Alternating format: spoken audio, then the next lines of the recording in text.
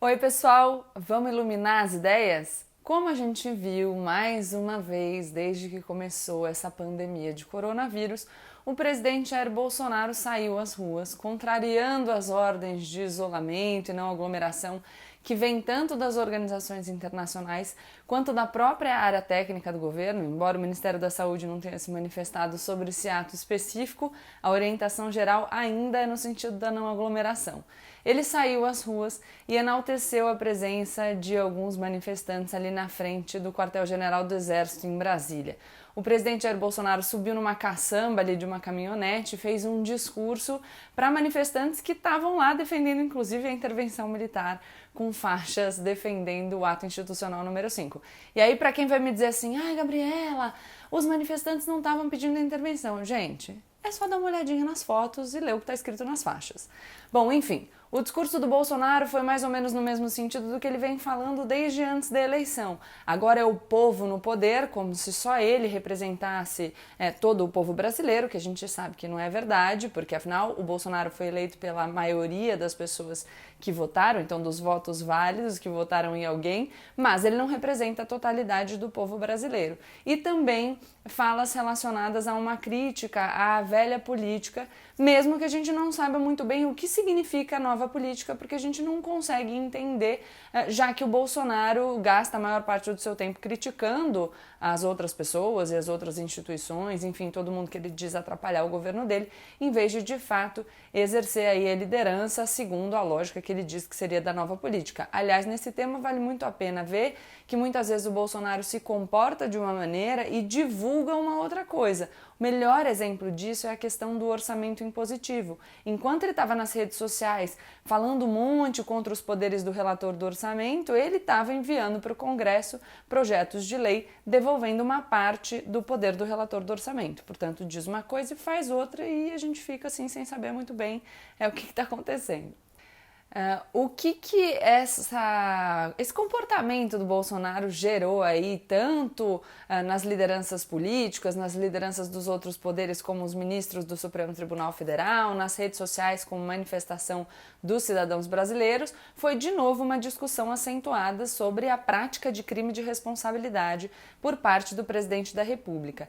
E aí é muito importante, toda vez que a gente vai falar de crime de responsabilidade, a gente ter o cuidado de refletir se a gente sabe o que é crime de responsabilidade, porque se a gente não souber direito sobre o que a gente está falando, a gente corre o risco de se manifestar a partir do se eu gosto ou se eu não gosto do presidente da República.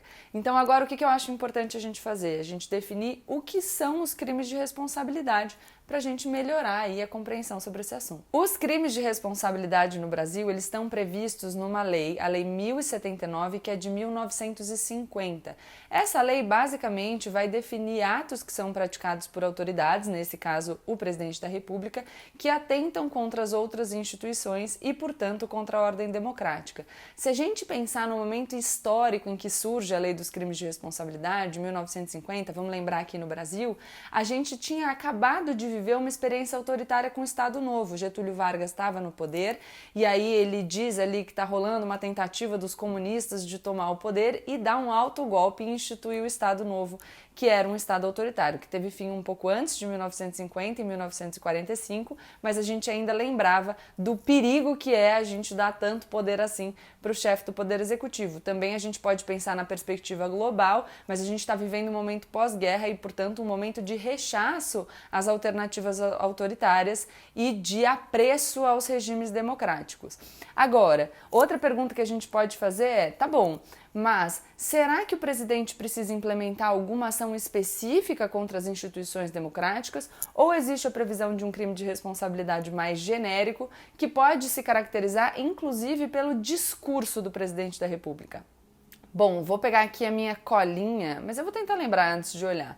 No artigo 9º, item 7, isso mesmo, da Lei 1079, está ali previsto de maneira mais geral o crime de responsabilidade quando a autoridade não se comporta com a dignidade e o decoro que exigem o cargo. O que é decoro? Decoro é decência.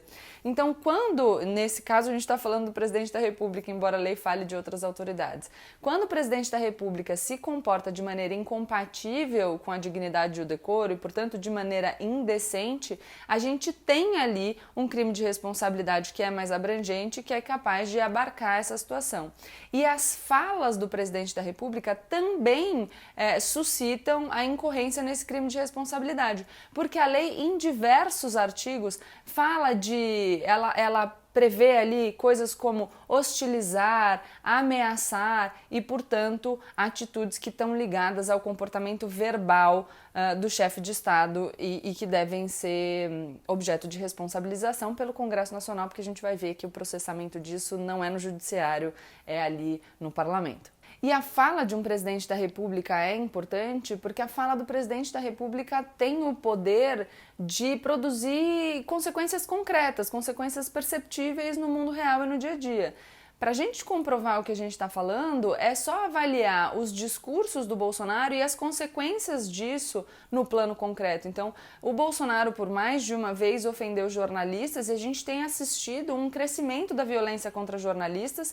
A gente viu algumas reportagens aí nas quais um jornalista está fazendo uma matéria na rua e aparece alguém, entra na frente do microfone, começa a gritar e ofender o jornalista. Eu tenho uma amiga pessoal que no final de semana estava indo trabalhar numa emissora de televisão e se viu presa num dos protestos a favor do Bolsonaro e contra o governador João Dória e me disse que escondeu o crachá embaixo do banco de tanto receio que ela ficou das pessoas perceberem que ela era jornalista e que ela trabalhava nesse veículo de comunicação. Outro exemplo foram as agressões, as ameaças feitas nas redes sociais contra os cientistas da Fundação Oswaldo Cruz que conduziram uma pesquisa sobre a cloroquina. Então, quando o presidente defende uma retórica no sentido de que quem é contra a cloroquina, como se a situação fosse simples assim, é uma pessoa que deve ser combatida, é um inimigo, e isso incentiva a violência contra esses profissionais nas redes sociais, o que não é uma coisa boa. Outro ponto, e aí mais relacionado ao que a gente acabou de assistir, é quando o presidente desrespeita a ordem do seu campo técnico e comparece às manifestações, tosse na mão, depois de limpar o nariz cumprimenta alguém, enfim, não usa máscara, isso tudo legitima a conduta das outras pessoas nesse mesmo sentido e aí promovendo aglomeração e desrespeitando as ordens de isolamento, a gente incrementa o risco de disseminação do coronavírus. Então, o discurso do presidente, a retórica do presidente, ela tem efeitos concretos. E aí vocês vão me perguntar aqui, tá, Gabriela, mas então o presidente Jair Bolsonaro cometeu o crime de responsabilidade? A minha resposta é que se a gente considerar aí que essas condutas do Bolsonaro não constituem quebra de decoro, acho que é melhor a gente esvaziar essa previsão do crime de responsabilidade, porque se isso não é quebra de decoro, nada mais é. E aí eu vou dar alguns exemplos das quebras de decoro praticadas pelo Jair Bolsonaro durante a gestão dele, porque eu acho importante a gente relembrar, eu vou usar aqui a minha colinha, que eu uso de vez em quando. Então, quem não lembra da publicação no Twitter daquele vídeo do Golden Shower no Carnaval? Lembram disso? Teve até repercussão internacional. Depois, a gente tem os exemplos de um comportamento que mente de forma reiterada. Então, vou dar alguns exemplos, mas lembra que o Bolsonaro fez aquelas provocações ao presidente da Ordem dos Advogados do Brasil, o Felipe Santa Cruz, falando da morte do pai dele? Pois é, a gente tem documentos oficiais dando conta de que o pai do Felipe Santa Cruz foi morto durante a ditadura militar por agentes oficiais, pelo governo. E aí o presidente Jair Bolsonaro diz que não, que ele foi morto pelos companheiros dele de luta armada. Enfim, ele altera a percepção sobre o que é oficial, a comunicação oficial do governo. Depois, as acusações de que os dados do INPE eram mentirosos, o que resultou inclusive na exoneração do Ricardo Galvão, ex-diretor do INPE, e depois os dados, inclusive dos satélites da NASA, que num primeiro momento as pessoas, os partidários do governo falaram que era um dado confiável, confirmando aí que a gente de fato tinha observado um crescimento no índice de queimadas na Amazônia. Os insultos misóginos à jornalista Patrícia Campos Mello, da Folha de São Paulo, em virtude daquela reportagem relativa às fake news. Outra coisa interessante que a gente pode lembrar, Quando o PIB do último trimestre de 2019 foi divulgado, o que possibilitou aí uma comparação com os anos imediatamente anteriores e possibilitou a constatação de que a gente teve em 2019 um crescimento menor do que nos últimos anos, quem não lembra do presidente da República se eximindo de dar entrevistas e prestar esclarecimentos sobre essa questão econômica e colocando ali na frente do Palácio do Planalto um humorista para conversar e entregar banana com os jornalistas.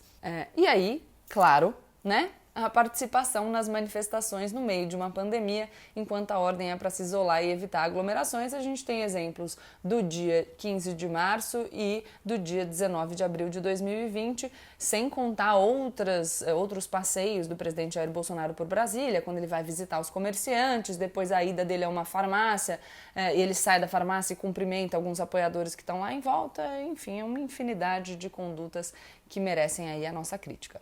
Acho que a pergunta que se faz agora então é, Gabriela, mas se o presidente Jair Bolsonaro cometeu crime de responsabilidade, então por que o Rodrigo Maia não aceita as denúncias que já existem na Câmara nesse sentido? Já há mais de um pedido de impeachment contra o presidente Jair Bolsonaro na Câmara dos Deputados, mas por enquanto nenhum andou.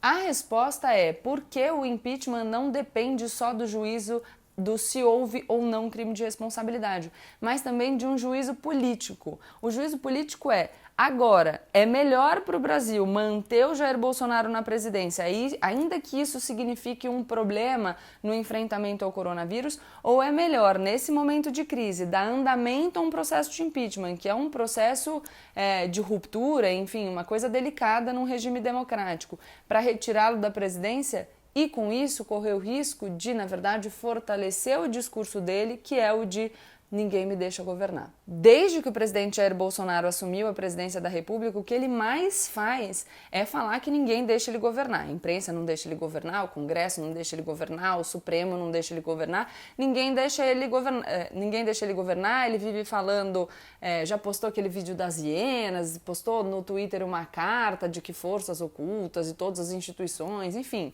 ele fica o tempo inteiro dizendo que ele está sendo tolhido do exercício da presidência da República e que não o deixam governar.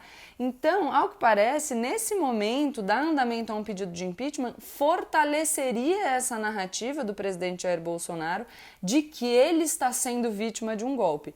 E aí, a gente tem exemplos vários na história do mundo de líderes políticos que falaram que eram vítimas de um golpe justamente para poder dar um autogolpe e instaurar um regime autoritário.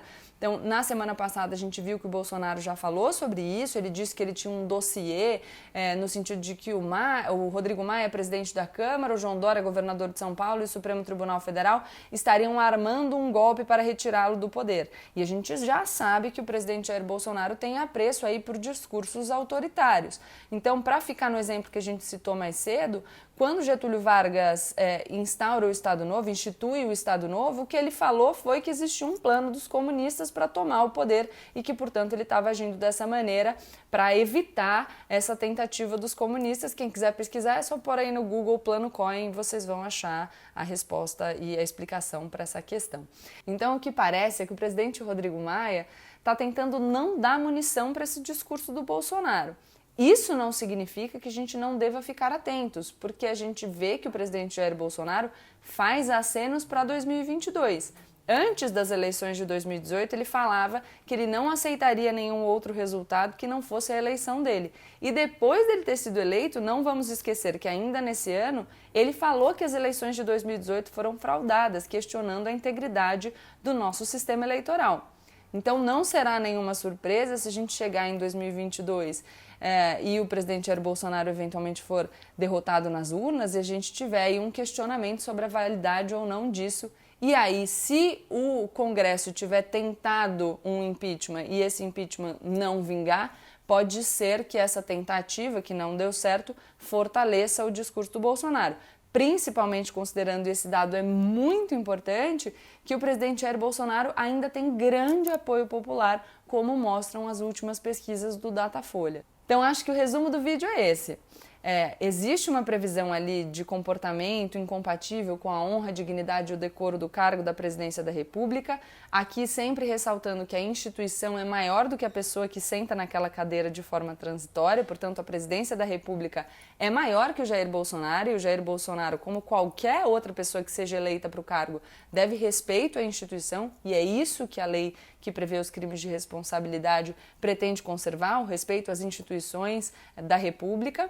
E, embora ele tenha praticado as condutas que são definidas nessa lei, principalmente por esse artigo mais aberto, e tanto com as ações quanto com os discursos dele, o impeachment ele depende de um juízo de oportunidade política. Agora, isso não significa que o presidente Rodrigo Maia não possa, por exemplo, fazer uma declaração mais explícita, no sentido de que os crimes estão configurados e de que o que segura o andamento de um processo de impeachment é só esse juízo de conveniência política que muda dia a dia, e que, portanto, hoje é um, amanhã pode ser outro. Acho isso importante, acho que o presidente Jair Bolsonaro, na verdade, força essa tentativa de impeachment, porque pelas pesquisas ele sabe que ele ainda tem apoio popular, e se o impeachment fosse tentado hoje e desse errado, isso fortaleceria a narrativa dele, no sentido de que as pessoas querem aplicar um golpe contra a gestão dele, e isso é muito complicado, principalmente porque o presidente Jair Bolsonaro tem um apreço por esses discursos mais autoritários.